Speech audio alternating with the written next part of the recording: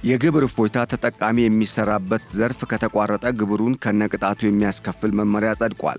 በአንጻሩ ባለሀብቶች በኮሮና ምክንያት ለግብር ከፋዮች መንግስት ያደረገውን የውዝፍ ግብር ዕዳ ምህረትና ማቃለያ ስራቸውን ተረጋግተው እንዲያከናውኑ እንዳስቻላቸው ገልጸዋል። ውድ አድማጭ ተመልካቾቻችን እንደምን ሰንብታችኋል? ይህ ገበያ ሚዲያ ነው። ፕሮግራማችን ልዩ ጥንቅር ነው።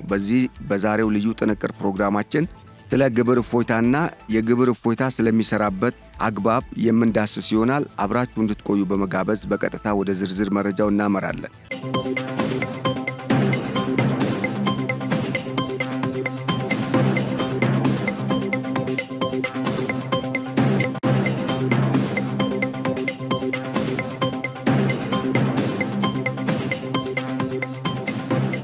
የኢንቨስትመንት ፍቃድ የተሰጠበት ዘርፍ ተግባር መቋረጡ ከተረጋገጠ የግብር እፎይታ ተጠቃሚ የሆነ ኢንቨስተር በግብር እፎይታው ምክንያት ሳይከፍል የቆየውን ግብር ከነወለዱና መቅጫው እንዲከፍል እንደሚደረግ በመመሪያው ተደንግጓል። የታክስ እፎይታና ከቀረጥ ነፃ ማበረታቻን በሚመለከትም በተቆጣጣሪ መስሪያ ቤቶችና በኢትዮጵያ ኢንቨስትመንት ቦርድ የወጡ መመሪያዎችንና ውሳኔዎችን የሻረ የኢንቨስትመንት ማበረታቻን ለማስፈጸም የገንዘብ ሚኒስቴር መመሪያ ቁጥር 1064/2017 ዓ.ም አውጥቷል። በጸደቀው መመሪያ መሰረትም ማበረታቻ የተፈቀደለት አልሚ ወይም ኢንቨስተር በተፈቀደለት የኢንቨስትመንት ዘርፍ ፍቃድ ሲያቀርብ የግብር እፎይታ የሚያገኝ ሲሆን አግባብ ባለው የፌዴራል ወይም የክልል ኢንቨስትመንት ባለስልጣን ኢንቨስትመንቱን ማጠናቀቁን የሚያረጋግጥና የታክስ እፎይታ እንዲሰጠው የሚጠይቅ የድጋፍ ደብዳቤ ማቅረብ እንዳለበት ተመላክቷል። የግብር እፎይታው የተፈቀደው በሐሰት ወይም በተጭበረበረ ሰነድ ከሆነ እንዲሁም ለገቢዎች ሚኒስቴር የተሟላ የሂሳብ መግለጫ ያላቀረበ ወይም ሌሎች በደንቡ የተመላከቱ ግዴታዎችን ያልተወጣ ከሆነ የግብር እፎይታው እንደሚሰረዝ በመመሪያው ተገልጿል። በተጨማሪም የኢንቨስትመንት ፍቃድ የተሰጠበት ተግባር መቋረጡ ከተረጋገጠ በግብር እፎይታ ምክንያት ሳይከፍል የቆየውን ግብር ከነወለድና መቀጫው አብሮ እንዲከፍል እንደሚደረግ በመመሪያው ተመላክቷል። ማንኛውም ባለሀብት በገቢ ግብር እፎይታ ዘመን ኪሳራ ያጋጠመው እንደሆነ ይህ ኪሳራ የግብር እፎይታው ከተጠናቀቀ በኋላ ባለው የእፎይታ ዘመን ግማሽ በሚሆን ጊዜ ከተገኘ ግብር የሚከፍልበት ጊዜ ጋር እንዲካካስ ይደረጋልም ነው የተባለው። በኢንቨስትመንት ደንብ ቁጥር 270/2005 በተሻሻለው አንቀጽ 5 እስከ 7 በተዘረዘሩት መሰረት ከገቢ ግብር ነፃ የማግኘት መብት ያላቸው ግብር ከፋዮች ይህንን የሚያረጋግጥ ደብዳቤ አግባብነት ካለው የኢንቨስትመንት መስሪያ ቤት በወቅቱ ለታክስ ባለስልጣኑ ማጻፍ እንዳለባቸውም ተመላክቷል። የታክስ ኦዲት ተደርጎ ከተጠናቀቀ በኋላ ማስረጃውን የሚያቀርቡ ባለሀብቶች ወይም ኢንቨስተሮች ተቀባይነት እንደሌላቸው ያስታወቀው የገቢዎች ቢሮ የጊዜና የሰው ኃይል ብክነት እየፈጠረ በመሆኑ ይህ አካሄድ ሊስተካከል እንደሚገባም አመላክቷል። በተደረገው የዳሰሳ ጥናትም የግብር ከፋይ ነፃ የመሆን መብት የተፈቀደላቸው የግብር ከፋዮች በሕግ የተሰጣቸው መብት ደብዳቤ ባለማጻፋቸው ምክንያት ቀሪ ለማድረግ አለመቻሉን የተገለጸው የታክስ ኦዲት ውጤት ከደረሳቸው በኋላም ቢሆን በሕግ የተፈቀደ መብቱ እስካላቸው ድረስ የመብቱ ተጠቃሚ መሆን እንዳለባቸው የተገለጸ ሲሆን ይሁንና ግን ባለሀብቶች ይህንን ባለመረዳት ምክንያት የተለያዩ መግሏላቶች እየተፈጠሩ እንደሆነም ተገልጿል። በመሆኑም በደንቡ ከገቢ ግብር ነፃ የመሆን የመሆኛ ዘመን መቆጠር ስለሚጀምርበት ጊዜ የተገለጸበት አንቀጽ 10 ንዑስ አንቀጽ 1 እና 2 ላይ የተደነገገው ሲታይ ከገቢ ግብር ነፃ የመሆኛ ዘመን መቆጠር የሚጀምረው ባለሀብቱ ማምረት ወይም አገልግሎት መስጠት ከጀመረበት ጊዜ አንስቶ መሆኑ ተገልጿል። እንዲሁም ለዚህ አፈጻጸም አግባብ ያለው የኢንቨስትመንት አካል ባለሀብቱ ማምረት ወይም አገልግሎት መስጠት የጀመረበት ጊዜ ለሚመለከታቸው የግብር ሰብሳቢ መስሪያ ቤቶች ማሳወቅ እንዳለበትም ይደነግጋል።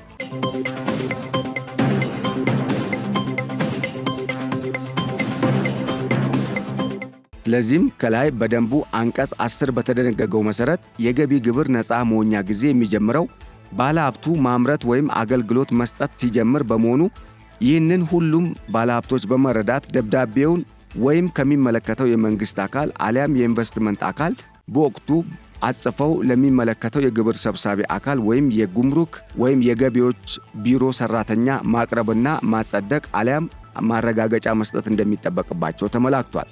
ከዚህም በተጨማሪ በአዋጁ አንቀጽ 16/3 የኢንቨስትመንት ፈቃድ የተሰጠው ባለሀብት የኢንቨስትመንት ፕሮጀክቱን አጠናቆ ማምረት ወይም አገልግሎት መስጠት እስከሚጀምርበት ጊዜ ድረስ የንግድ ሥራ ፈቃድ እንዲያወጣ አይጠየቅም ወይም አይገደድም ነው የተባለው።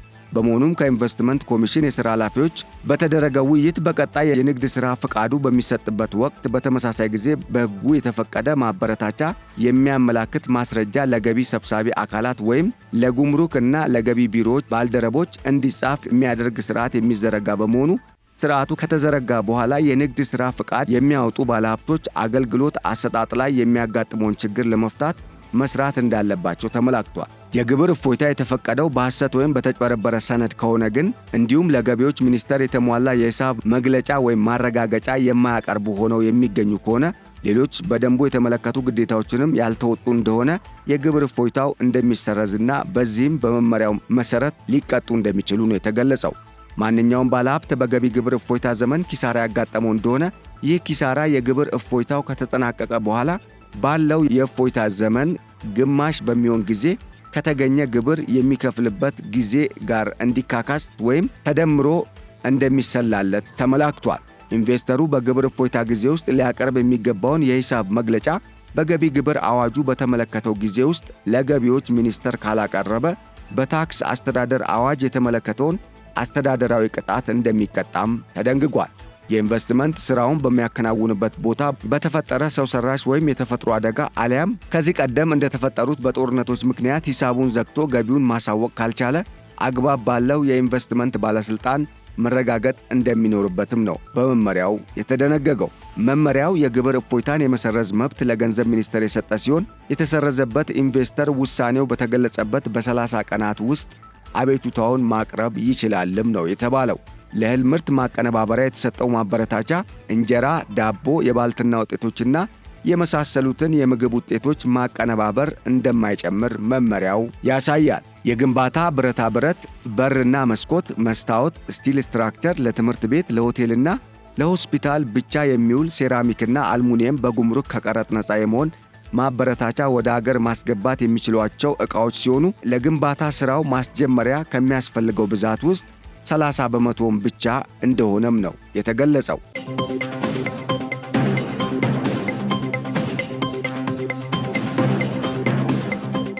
የካፒታል ዕቃዎችን በሚመለከትም የግንባታ ዕቃዎችን፣ መለዋወጫዎችንና ተሽከርካሪዎችን ከቀረጥ ነፃ እንዲያስገቡ የተፈቀደላቸው ባለሀብቶች ዕቃዎቹ በሀገር ውስጥ የሚገኙ መሆናቸው በኢንዱስትሪ ሚኒስቴር ከተረጋገጠ የጉምሩክ ቀረጥ ነፃ ማበረታቻ ፈቃድ አያገኙም ነው የተባለው። ለመመሪያው መነሻ የሆነው ደንብ ከመውጣቱ በፊት የኢንቨስትመንት ፈቃድ ወይም ማበረታቻ የወሰደ ማንኛውም ኢንቨስተር አዲሱ ደንብ የተሻለ የታክስ ማበረታቻ የሚያስገኝለት ከሆነ ማበረታቻውን ማግኘት እንደሚችል ወይም እንደማይከለከል በመመሪያው ተደንግጓል። በተያያዘ ዜና መንግሥት በውዝፍ ግብር ዕዳ የወሰደው የግብር ዕዳ ምህረትና ማቅለያ እፎይታ እንደፈጠረላቸው ባለሀብቶች ገልጸዋል። መንግሥት ለግብር ከፋዮች ያደረገውን የውዝፍ ግብር ዕዳ ምህረትና ማቅለያ ሥራቸውን ተረጋግተው እንዲያከናውኑ እንዳስቻላቸው በሰሜኑ ኢትዮጵያ ጦርነት ተጎጂ የሆኑ ባለሀብቶች ገልጸዋል። በኮንስትራክሽን ሥራ ተቋራጭነት ተሰማርተው በመንቀሳቀስ ላይ የሚገኙት የኤስኤኤ ኃላፊነቱ የተወሰነ የግል ተቋም ሥራ አስኪያጅ አቶ አስመሮም መሐሪ በሰጡት አስተያየት የፌዴራል መንግሥት ለግብር ከፋዮች በሰጠው የዕዳ ምህረትና ማቅለያ ተጠቃሚ መሆን መቻላቸውን ገልጸዋል። መንግሥት ባደረገልን የ1.3 ሚሊዮን ብር የግብር ቅነሳ ምክንያት እንደ አዲስ ተነቃቅተናል ያሉት ባለሀብቱ በተደረገው ምህረት እፎይታ ማግኘታቸውን ገልጸዋል።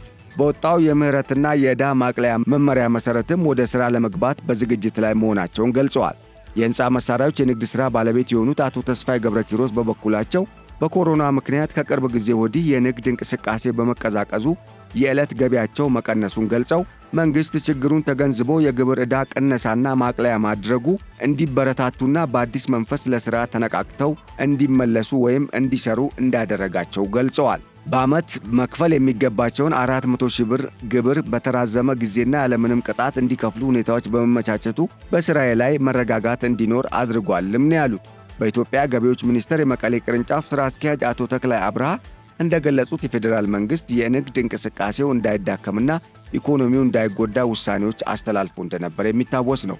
በዚሁም መሠረት 315 ግብር ከፋዮች በቅጣትና ወለድ ምክንያት ተወስኖ የነበረውን ከ450 ሚሊዮን ብር በላይ ምህረት እንደተደረገላቸውም አስረድተዋል። በትግራይ ክልል በቅርንጫፍ ጽሕፈት ቤቱ ስር ከ1600 ግብር ከፋዮች በላይ ወይም ባለሀብቶች እንደሚገኙ ሥራ አስኪያጁ ጨምረው ገልጸዋል።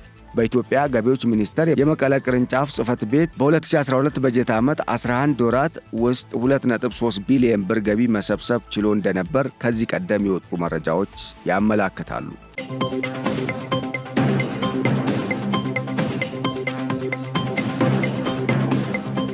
በመሆኑም ስርዓቱ ከተዘረጋ በኋላ የንግድ ሥራ ፍቃድ የሚያወጡ ባለሀብቶች አገልግሎት አሰጣጥ ላይ የሚያጋጥመውን ችግር ለመፍታት የሚያስችል መመሪያ ተቀምጦ እንደሚሰሩም ተገልጿል። መንግሥት ይህን ይበል እንጂ በተለያዩ የአገሪቱ አካባቢዎች በተፈጠሩ የጸጥታ ችግሮች ምክንያት በርካታ ባለሀብቶች አሁንም ቅሬታቸውን እያቀረቡ እንደሆነ ነው እየተገለጸ የሚገኘው። በታክስ ባለሥልጣኑ ቅርንጫፍ ጽሕፈት ቤቶች የግብር ከፋዮች የግብር ውሳኔ ከመሰራቱ በፊት ድርጅቱ ወይም ግለሰቡ ወይም ኢንቨስተሩ የተሰማራበት የሥራ ዘርፍ የገቢ ግብር ነፃ የመሆኛ ማበረታቻ የሚፈቀድለት ስለመሆኑ የማጣራትና ዘርፉ በደንቡ በተዘረዘረውና በአዋጁ ሥልጣን በተሰጠው አካል የገቢ ግብር ነፃ ማበረታቻ የሚፈቀድለት ከሆነ ማረጋገጫ ደብዳቤውን ከሚመለከተው የኢንቨስትመንት ኤጀንሲ እንዲያቀርብ ለግብር ከፋዮች ሊገለጽላቸው የሚገባ ሲሆን የሚመለከታቸው የሥራ ክፍሎችና ሠራተኞችም የኢንቨስትመንት አዋጁን ደንቡንና የኢንቨስትመንት ቦርዱ ውሳኔዎችን አውቀው እንዲፈጽሙና እንዲያስፈጽሙ እንደሚደረግም ተመላክቷል። በዚህም የወጡ የገቢ ግብር ነፃ ማበረታቻ ሕጎች በአጠቃላይ በኢንቨስትመንት ማበረታቻዎችና ለሀገር ውስጥ የተከለሉ የሥራ መስኮች የወጣ የሚኒስትሮች ምክር ቤት ደንብ ቁጥር 270/2005 ስለ ኢንቨስትመንት ማበረታቻዎች ለሀገር ውስጥ ባለሀብቶች ስለተከለከሉ የሥራ መደቦች ደንብ ቁጥር 270/2005 ለማሻሻል የወጣ የሚኒስትሮች ምክር ቤት ደንብ ቁጥር 312/2006 የኢንዱስትሪ ፓርኮች አዋጅ ቁጥር 886/2007 የኢንዱስትሪ ፓርኮች አዋጅ ቁጥር 886/2007ን ለማሻሻል የወጣው አዋጅ ቁጥር 417/2009 የኢንዱስትሪ ፓርኮችና ልማት ኮርፖሬሽንን ለማቋቋም የወጣው የሚኒስትሮች ምክር ቤት ደንብ ቁጥር 326/2007 እና ማሻሻያው ለሚመለከተው የቅርንጫፍ ጽሕፈት ቤቶች የታክስ ጉዳዮች ምክትል ሥራ አስኪያጆችና ከፍተኛ የሥራ ኃላፊዎች እንዲሁም የታክስ ኦዲት ሥራ ሂደቶች የተገለጸና በአግባቡም እንዲያስተናግዱ የተደረገ መሆኑን መንግሥት አመላክቷል። በመሆኑም ግብር ከፋዮች የሂሳብ ምርመራ ኦዲት ከመከናወኑ በፊት ከገቢ ግብር ነፃ የመሆኛ የግብር እፎይታ መረጃን የማረጋገጥ ሁኔታን በሚመለከት ከመንግሥት የሚሰጡ መረጃዎችን በአግባቡ ትኩረት በመስጠት ተፈጻሚ እንዲያደርጉና ተባባሪ ሆነው ግብራቸውን በወቅቱ እንዲከፍሉ መንግሥት አሳስቧል።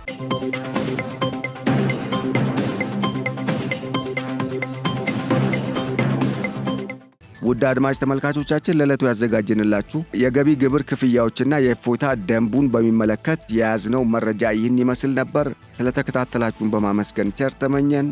ሰላም።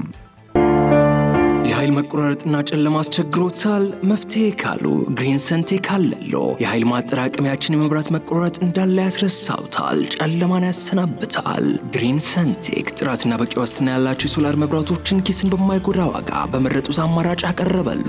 የቤት የቢሮ የግቢ ውስጥና የመንገድ መብራቶችን እኛ ጋር ያገኛሉ። ምን ይሄ ብቻ! ጀነሬተርን የሚተካ በፀሐይ ኃይልና በኤሌክትሪክ ቻርጅ የሚደረግ ወይንም በሁለቱም መስራት የሚችል ድምፅ አልባና አየር ብክለት የሌለው ሶላር ጀነሬተር በፈለጉት ዋትንካችሁ ብለዋል። ምርቶቻችን የ5 ዓመት ዋስትና ያላቸው ሲሆን በሚፈልጉት የፍጆታ መጠን ለመኖሪያ ቤቶች፣ ለሆቴሎች፣ ለባንኮች፣ ለአስጎብኚ ድርጅቶች፣ ለሆስፒታሎች፣ ለቢሮዎች፣ ለኢንተርኔት ካፌ፣ ለህትመት ቤቶች፣ ለቴሌኮም ሴክተር፣ ለኤሌክትሪክ መኪና አስመጪዎች፣ ለሲኒማ ቤቶችና ለሌሎችም። አድራሻ 22 ማዞሪያ ከጎላጎል ህንፃ ወደ ቦሌ በሚወስደው መንገድ 500 ሜትር ዝቅ ሲሉ ኳሊቲ ህንፃ አንደኛ ፎቅ ቢሮ ቁጥር 103 ላይ ያገኙናል። ስልክ 0989414219 0989414209 ወይንም 913844852 ላይ ይደውሉልን። ግሪን ሰንቴክ ለዘላቂ መፍትሄ እንሰራለን።